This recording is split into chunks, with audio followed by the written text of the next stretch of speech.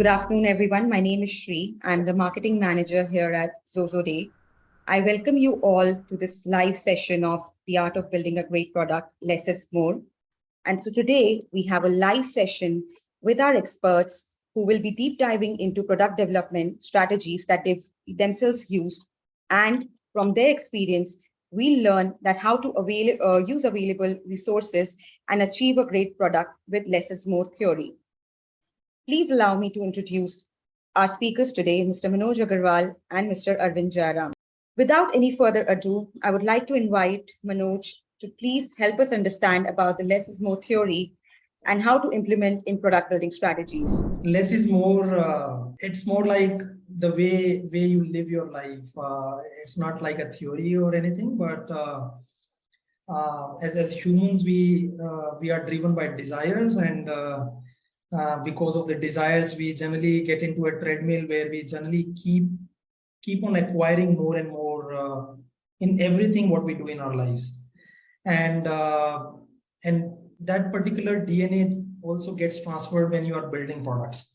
So you try to do more, whereas more doesn't mean that you are giving more value to the customers. So that is what we will discuss, and we will also discuss how we as a company have kind of worked on different things and what has really worked for us as a company while building the kind of products which we have built.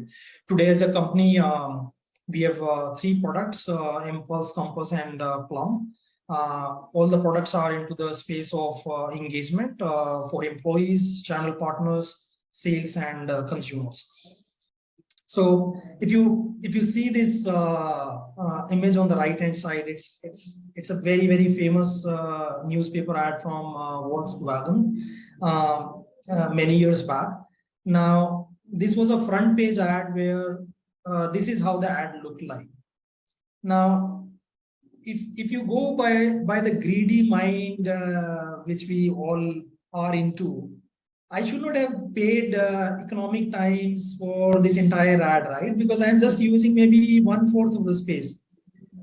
So I'm actually paying for the entire page, but only using 1/4 of the actual real estate.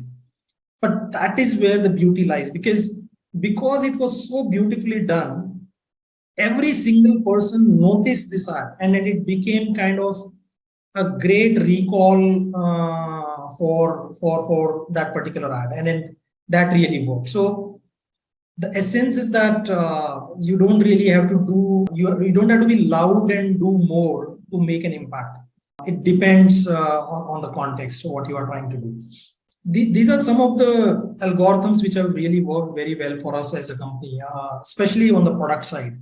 So we are like a bunch of founders, and the great part has been that we have complementary skills. So 2 of us come from a strong product and engineering background, and the other 3, they come from a lot of business and sales background.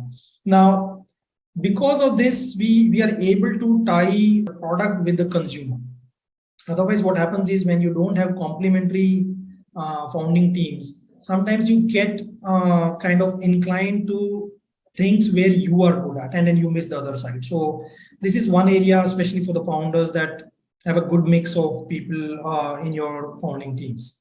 Other thing which comes into a product manager's life every single day is that you have to agree to disagree, but then trust. So what I mean is that sometimes a salesperson will ask something, sometimes a consumer will expect something. Doesn't mean that you have to build everything. It is always fine to kind of have healthy arguments, disagree on a lot of things, but then once you've taken a decision, then trust on it. Don't go back and forth. Otherwise, you will not be quick and agile to build good products. Other thing which I generally keep talking about is that it is not the number of hours you put into your work, especially when you are building products, because it requires a lot of deep work, but it is the number of real deep working hours which you are putting on the work. So try to put deep work rather than just distracted work. One thing which has worked really well for us as a company, because we are almost like a decade-old company and have been bootstrapped for the larger life of our company. But the kind of patience and resilience which we have shown and the entire company has shown has really given the compound interest which we are having today.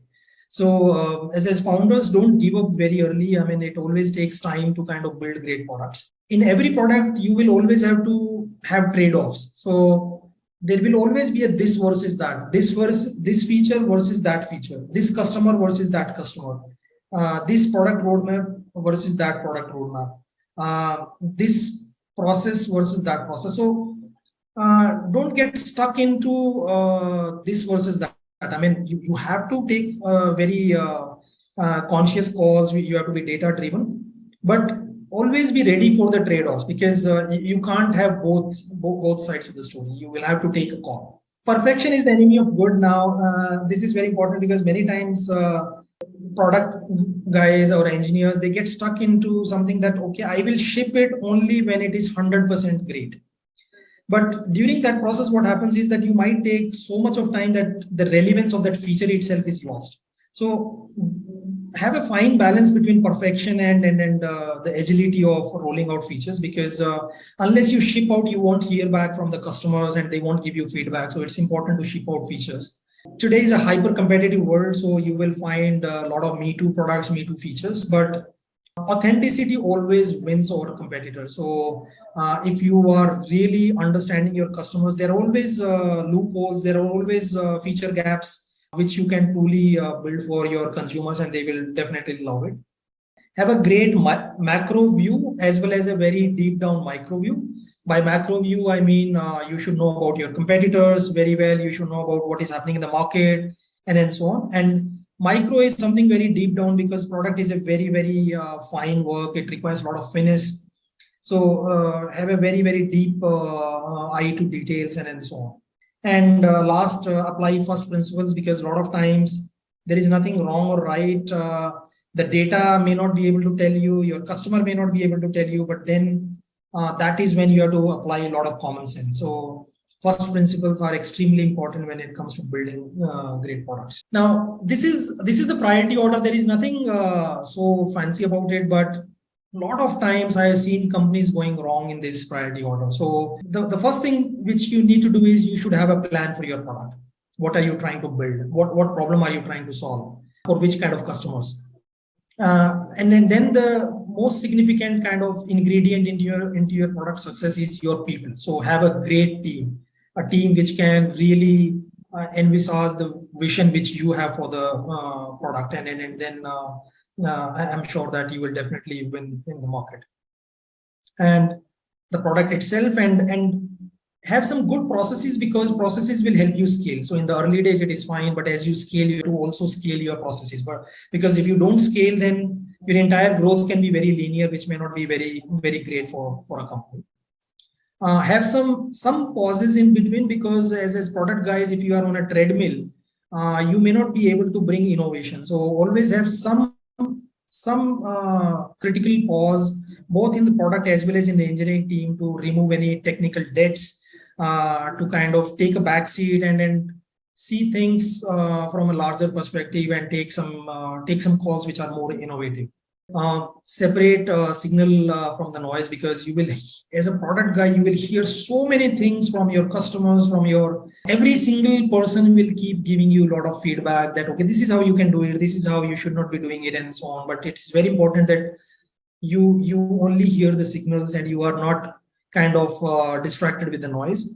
Should be a data-driven strategy. So measure what matters. The typical way products can do their metrics is the Pirate metrics, which is your AA, framework. You can use RASI kind of frameworks for your prioritization and so on. So don't just go by gut feel. It should be very data-driven.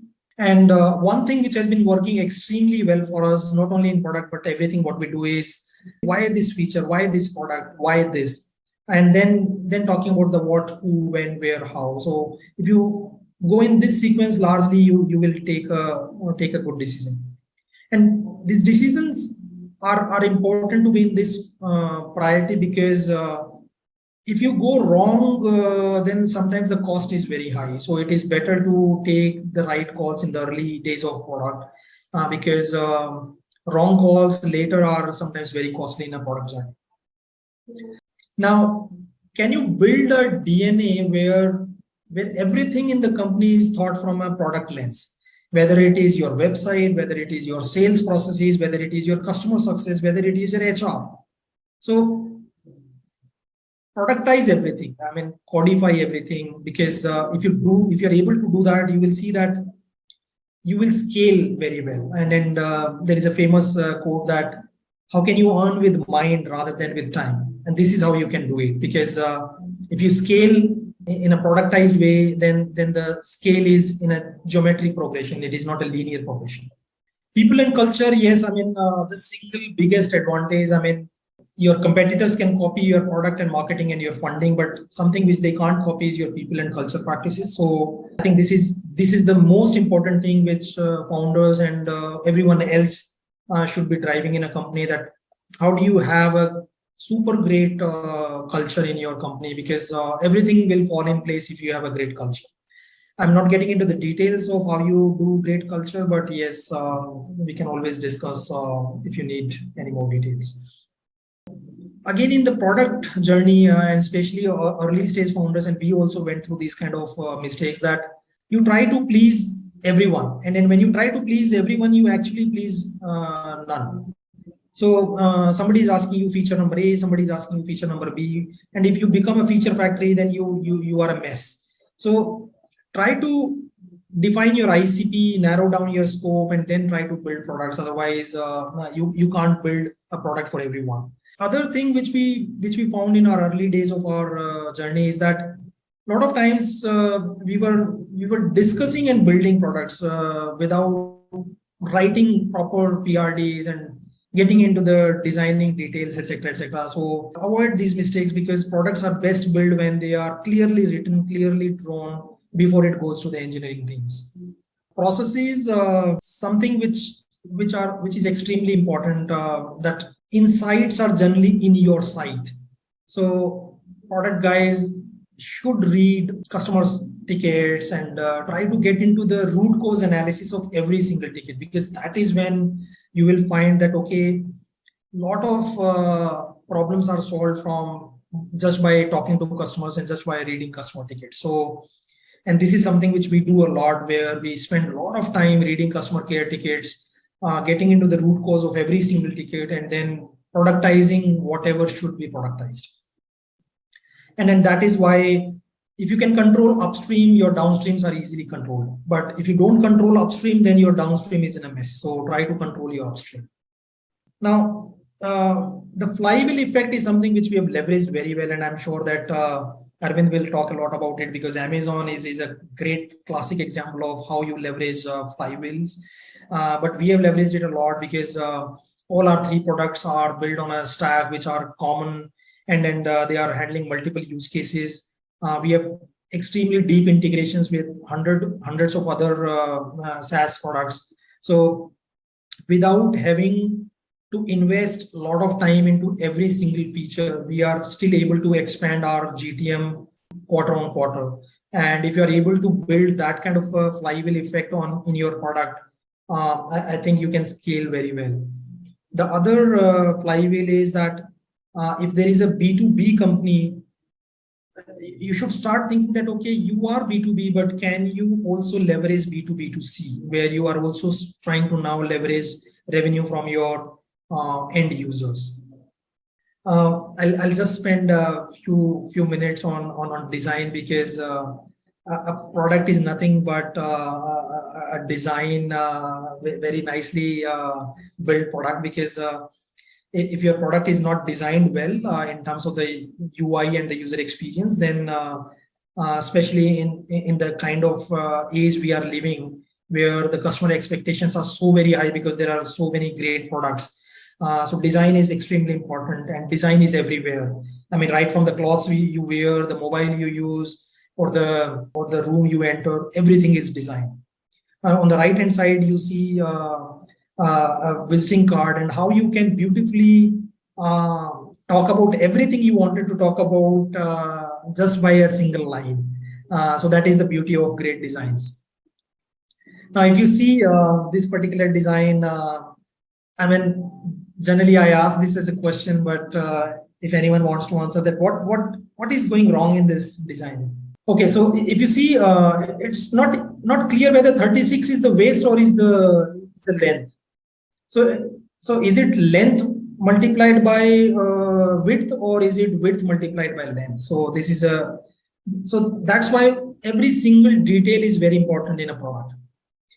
Other use case that many times when we are designing products, we take what looks beautiful is different from what is easy to use. These are two different things. So how do you have a good mix of both? Now, this is a typical use case when lot of toilets and bathrooms which we use in plush hotels. They try to be very innovative about the design, but then they don't realize that it's a big user experience problem. Now I'm not able to find that which is what. Another example, you see this great game which we have all played and then are still playing. And then this other game which is in the second screen. Now, the screen and the simplicity of use in the first game is so very easy that it is a game which is just running for decades. Whereas in the second game, it is so complex that the lifetime of that product is very, very small. It is more of a fad rather than product which can run for many years or many decades.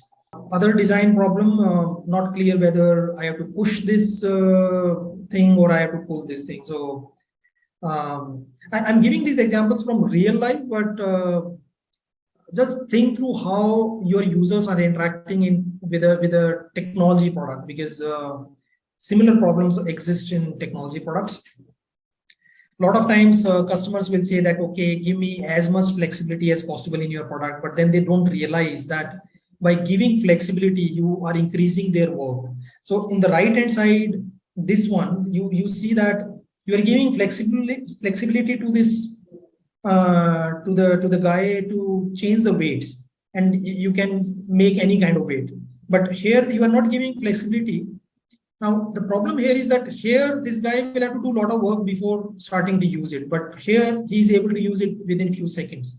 So these are trade-offs. I mean, and then take the right calls. This is something which is very popular. Are you building a feature factory or are you just going by benefits?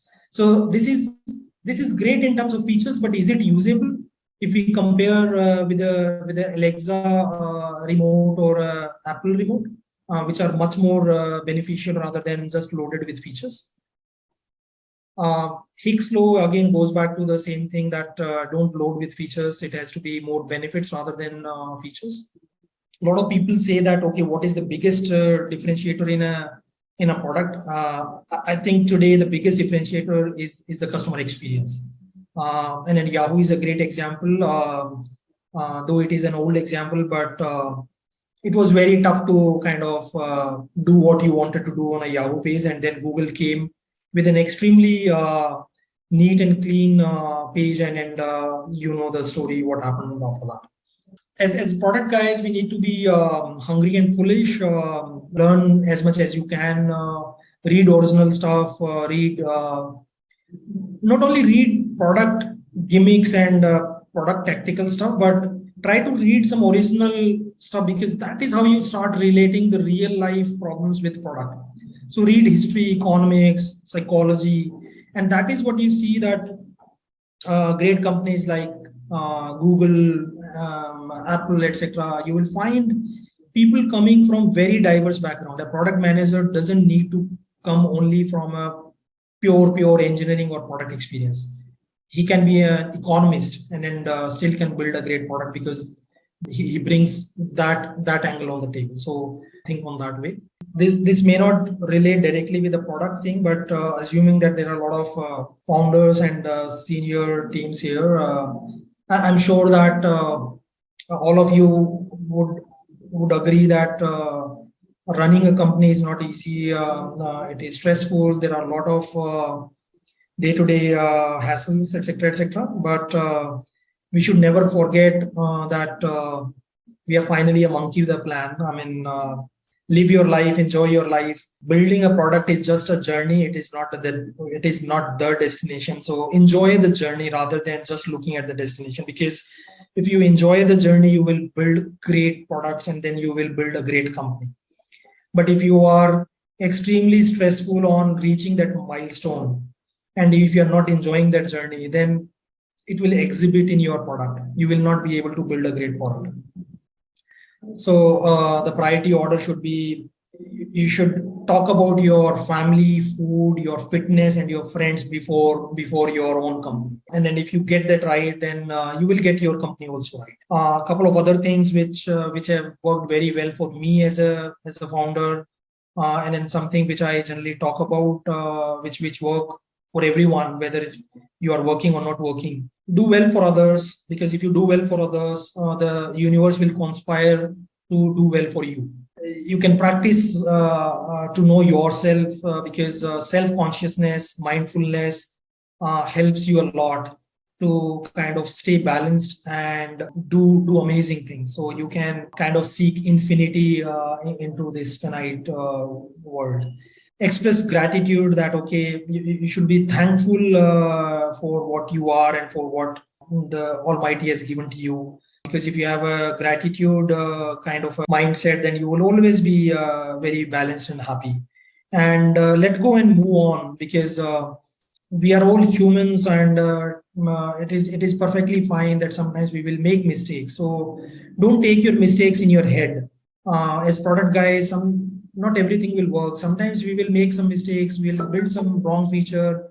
We'll build some feature which is not giving any ROI, etc., etc. But that's okay. That's part of the journey. So just let go and move on. So yeah, thanks everyone. First of all, I'm really excited to be here.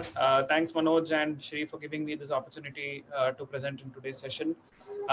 So we at Amazon, we've always believed in building strong products and in having product-driven growth. And two great examples of those are, one is Prime. So Prime was started as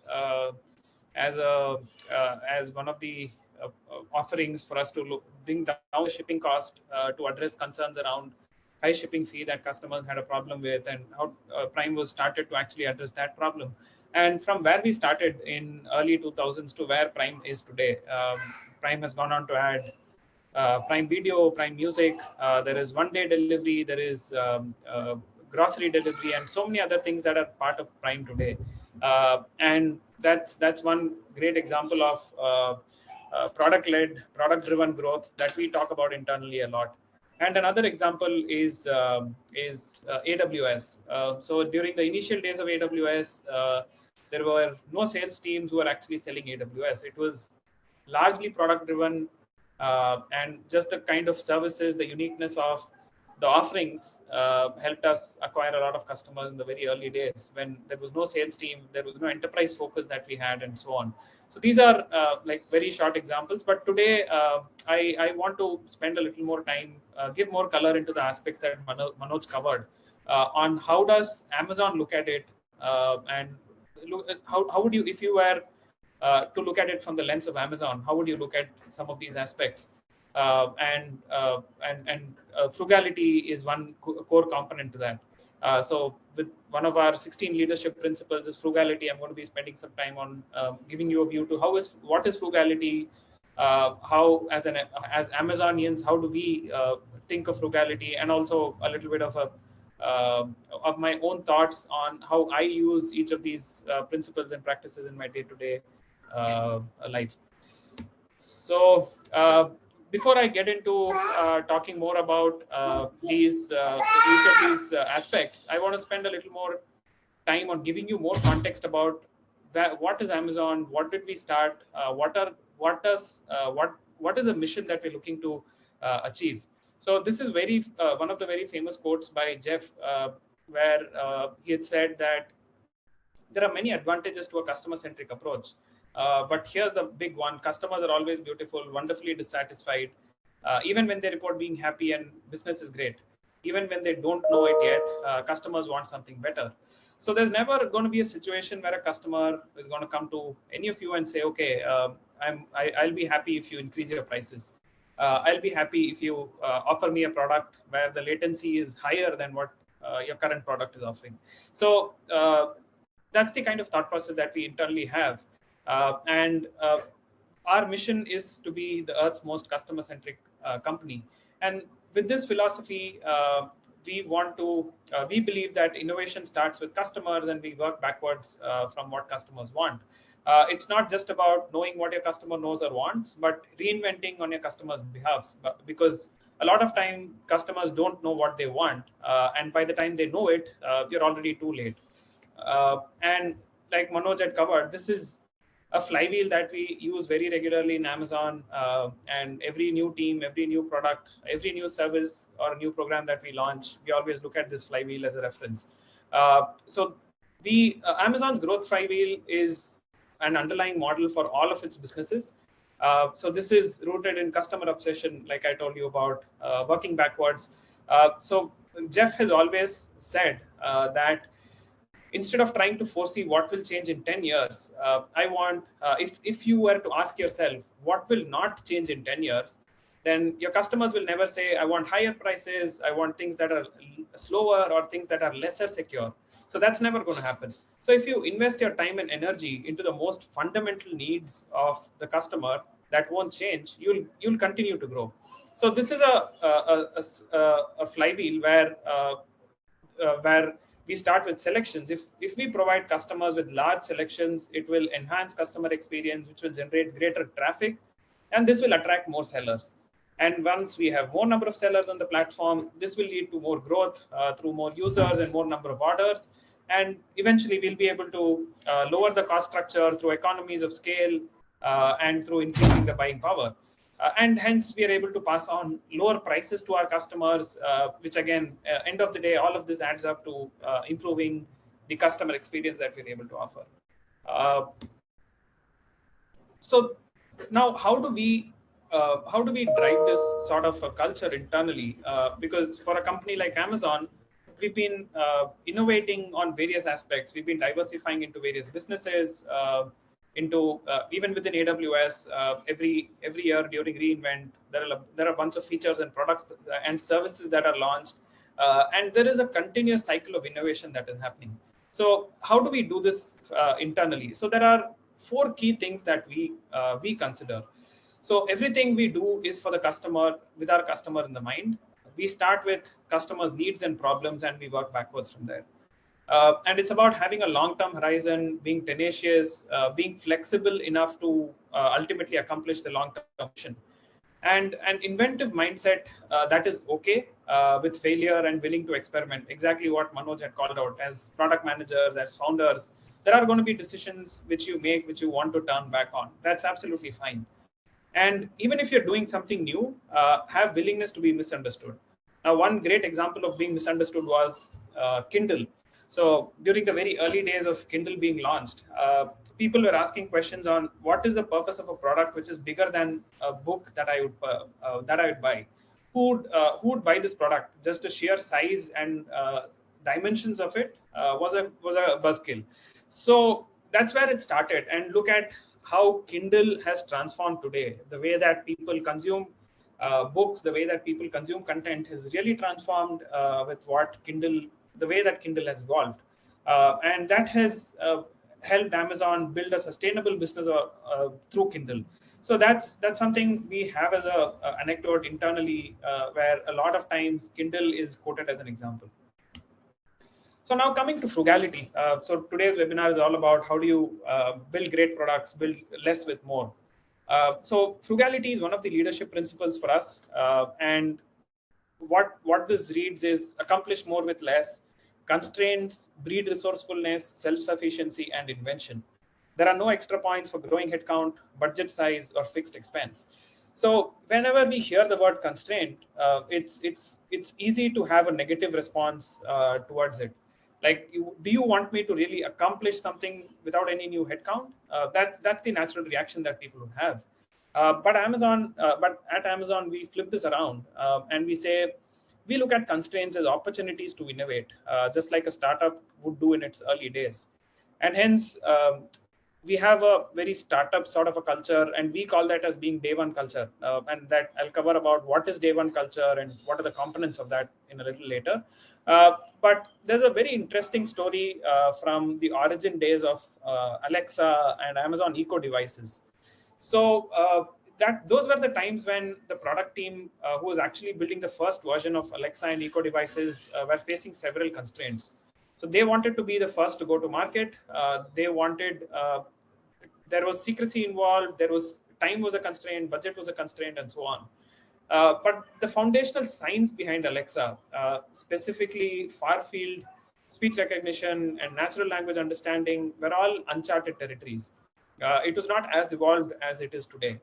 So the team had to come up with a lot of novel solutions to address some of these constraints, and that's when innovation actually started. So they the first thing that they did is they couldn't gather a lot of voice or speech data to train models. It was taking a lot of time, and just using what was available on public domain could lead to development effort that could go on to multiple years. So what they did is the product team decided that they'll rent outside facilities. They'll recruit a diverse set of participants in the US who can speak their native accents and words. And they covered most of the accents across the US. And this was done within a very short span of time. So the thought process was, if we collected data from prototype eco devices in separate room, one at a time in different position, it would take too long. So that's when the other part of the innovation came in. They said, okay, why do we have to do one eco device in one room with one person speaking to it? Why don't we place multiple eco devices in each of the rooms when one person is speaking, so that we can capture various dimensions of sound? And so that's one of the things that worked really well. So they were able to gather a lot of data, acoustic signals, and various dimensions of sound, which then gave them thousands of hours of data to build machine learning models within 3 months. And this frugal mindset enabled the team to actually overcome some of these time and resource challenges and constraints and build a groundbreaking product like Eco. And being frugal also always helps us keep our prices down for our customers. Like, for example, in AWS, we've reduced our prices by almost more than 110 times. And we do this through economies of scale. Every time we're able to achieve savings internally, we want to pass it on to customers. So I want to reiterate on the last line of this, what frugality stands for. There's no extra points for growing headcount, budget size, or fixed expense. So it is, for us, frugality is a day one mentality. It makes us what may seem impossible today by inventing and innovating and identifying newer ways to overcome these constraints. So I spoke a bit about what is day one culture. Now let's understand what is this day one culture. So in Amazon, we have there's a very famous shareholder letter that was written in 1996, which talks about day one mentality and day two mentality. So day one mentality comes in when we focus on customer obsession. We're listening to customers. We're continuously observing their needs and improving their experience. It's a resistance to proxies. As organizations get larger, it often happens that the process trumps customers. You stop looking at customers' outcomes, and you just may start doing what you believe is right by your process. As a day one company, what we always ask ourselves is, do we own the process, or does the process own us? So one of the very key aspects of being a day one company is how much of a high velocity do you have in decision making, because speed really matters in business. So many decisions are reversible. Most decisions should be probably made with somewhere around 70% of information. Especially being a startup, you're not going to be in a position where you have all the information that you have to make a decision. So what we believe is, when you have 70% of the information, then you should be in a great position to actually make a decision. And if you wait for 90% information, you're probably being too slow, and you're giving room for a competitor to actually move ahead of you. So the outside world could always push you into a day two culture if you won't or can't embrace powerful trends quickly. So don't fight the future, embrace them, and you have a tailwind. So these are some very core components of what we believe is a day one culture. And very frequently I hear leaders in Amazon asking, are we really having a day one culture? Is this a day two mindset? Those are sort of questions that we ask ourselves very frequently. Now, if you want to learn more, just scan this QR code. It will take you to an article that was published, which has the shareholder letter that I was talking about. It was the 2017 shareholder letter, where there's a lot of reference to day one and day two mentality, and how was Jeff Bezos thinking about this. Cool. And there's always you need to find a good balance between being frugal and being stupid. Being stupid means either you are being too frugal or you're being too less frugal, which is being frugal plus being stupid. So now there are, like, this is personally from my experience, I would ask myself 3 questions to understand whether I'm really being frugal or am I being stupid. So does this expense make a positive impact for my customer? Second one is, did I seek out no cost alternatives, and am I thinking long term? So if the answer to all of this is yes, then I'm being frugal. If not, I'm being stupid. So I have a small quiz. Shri, I think are we doing good on time? I'll take another maybe 5 minutes. So we are a little bit stretched for 5, but I think it's absolutely okay, because then we have to reduce the time for Q&A. So okay, let's take a couple of more minutes, and then we can switch to Q&A. Got it. So then I'll skip the quiz for now, but I'll circulate that separately to the audience so that they can do it themselves.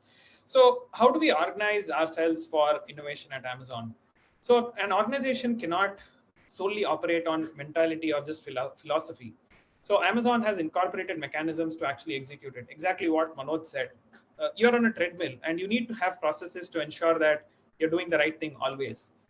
So some of these mechanisms include working backwards process, where we write something called a press release and an FAQ. So if you're actually launching a new product, then before even you launch a new product, you write a press release that you would want to do when you're actually launching this product. So when you're launching this product to the outside world, to your customers, how would the press release look like? You would actually write a document on that, assuming that you're actually doing a real world press release. And as an attachment, as an appendix to the press release, you'd be expected to write an FAQ document, which is the frequently asked questions. So the press release would give an overview of what this new launch is, but the FAQ would get into finer details. And this is something that we do very, very frequently, where for any new idea, any new program, product, service, anything that we want to do, we have to first write a press release and then an FAQ, and that is read by multiple people, feedback taken, so that all the stakeholders know what we're working towards and what is the end goal looking like. And then we have this concept of end-on card, which we borrowed from Toyota's factory. So if there's something that is going wrong, Toyota's factory had a card or a button that could stop production for the entire factory. So a similar sort of a system exists in Amazon's warehouses. If something is wrong, a product is an anomaly is observed in any product, the folks in the warehouse have the ability to stop the whole warehouse. And we also write something called correction of errors, which is documentation of root causes and documentation of problems and issues that we came across, so that it is available for future reference. The second aspect is architecture, where microservices, loosely coupled applications. Amazon actually started as a monolith, and we went on to containerize and build a microservices architecture from there. So that's the second aspect. And for that, AWS plays a key role with more than 180 services that we offer, and the kind of self-service platform that AWS is. There's no need to have gatekeepers within the organization for each of the applications or microservices.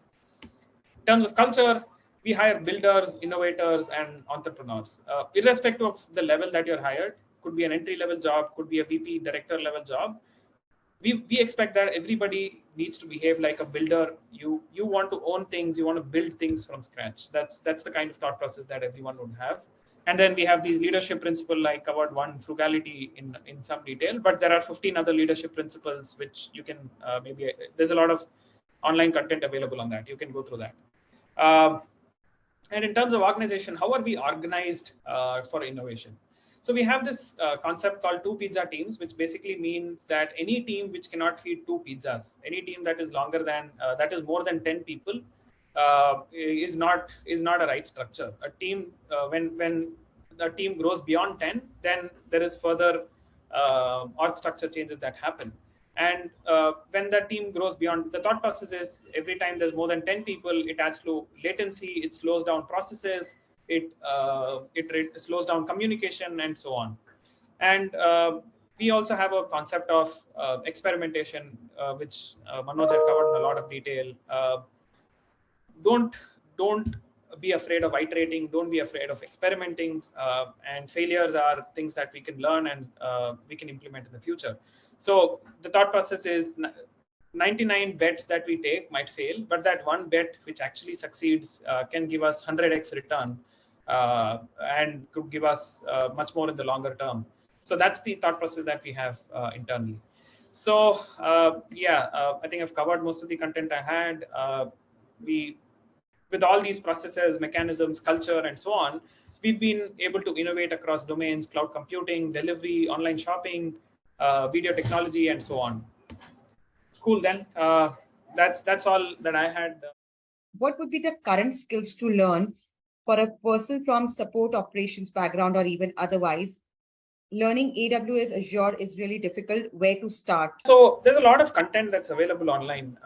Where I would start is I would actually start picking up some of these real life problems or use cases. Right, there are a lot of platforms on which you can practice, learn from real life problems, because the theoretical knowledge that you acquire might not be of great help. Rather, how do you get some real world experience? The starting point would be maybe get some 50% of theoretical knowledge and then get on to solving real life problems, where I know there are platforms like HackerRank and HackerEarth and many others who actually offer hackathon sort of environments that you can use to learn. And AWS is nothing but a cloud provider which runs on top of open source. So if you know Python, if you know any sort of open source framework, then you'll be fairly comfortable on AWS. What about the role of vision in product planning and development? Everything starts with that vision, which we always start with. So vision is the guiding light to kind of define your product, but the kind of dynamic world which we are living in, we should be also pragmatic in our vision, because maybe 30 years back, the vision life was maybe 10 years or 20 years. Nowadays, the vision life itself might be just 5 years. So yes, you should have a great vision and mission and then go by that, but make the right changes if required, and then be very practical on that. How does one know that it is time to evolve the products, even though it is working successfully? Does growth guarantee more ROI? How do we go about it? The typical product metrics which you generally say is activation, adoption, revenue retention, and your referrals. So every single product can get into the similar product metrics. And if you're looking at the metrics, and if you say that, okay, what kind of activations do you have, what kind of revenue are you making, and so on, depending upon what kind of product you are building. And then you can take the right calls. But I will put a caveat here that don't get into vanity metrics. So many times, and it has happened in the last, say, few years, that there were metrics like that. Okay, if I have 1 million likes, that means I have built a great product. But what is the revenue model? Because finally, end of the day, you do business to create wealth. And if you are not able to create wealth, then that, unless you are running an NGO kind of a thing, it is a questionable revenue model. So that should be questioned. At Amazon, there are many teams that conducts test and research when building a new product or a new program. But how do you suggest for a small business or a product developer to go on with limited resources? It really depends. There are multiple ways of solving the research and development, the testing problem, right? One, it depends on the kind of product that you're building. Can you do a testing at a small scale? Can you do some sort of a sampling testing? Can you maybe do a friends and family only sort of a testing? There are various ways for you to actually evolve and go move towards a product launch and test your products. But yeah, I don't really have a direct answer that I could give, but it depends on what you're building and what is the target customer base and so on. Manoj, would you have a better answer? Yeah. So one is how can you build the DNA of innovation within the company? So I generally so it might sound funny, but I'll give you a very different example. So if we have read Ramayana, right? We have Lord Hanuman, right? Now Lord Hanuman used to fly, but he forgot to fly, and then there came a situation when it was very important for him to fly, and then a lot of people around him, they started saying that, okay, hey, you can fly, you used to fly, and I think you just have to gather your confidence and energies to kind of just go and fly. Now that is the seeding thought which every single individual in a company requires, and then that has to flow from the top and then get into everyone's DNA, that okay, it's not only a product guy who can build products or can come up with ideas. I think every person has great ideas and then can contribute in the innovation journey. So if we can inculcate that kind of a DNA, that okay, can people be thinkers apart from just being doers, then you can crowdsource a lot of innovation. How to know the best pricing for a product, considering it as an early days of a product? So see, there are different models for pricing. So if somebody wants to read a lot about pricing, you can go to a website, Profitwell. There are various models of pricing of different types, B2C, B2B, and then freemium, premium, etc., etc., etc. You can decide by volume, you can decide by API calls, features, and so on. Now, and then it also differs by ICP, enterprise versus SMB, location. So the pricing in India might be very different from the pricing in the US market, despite being the same product. Now, in the very early days of your journey, I think the best way to get into pricing is, number one, do a consumer research, that okay, what is the value you are giving to your consumers, and is the maths right for them?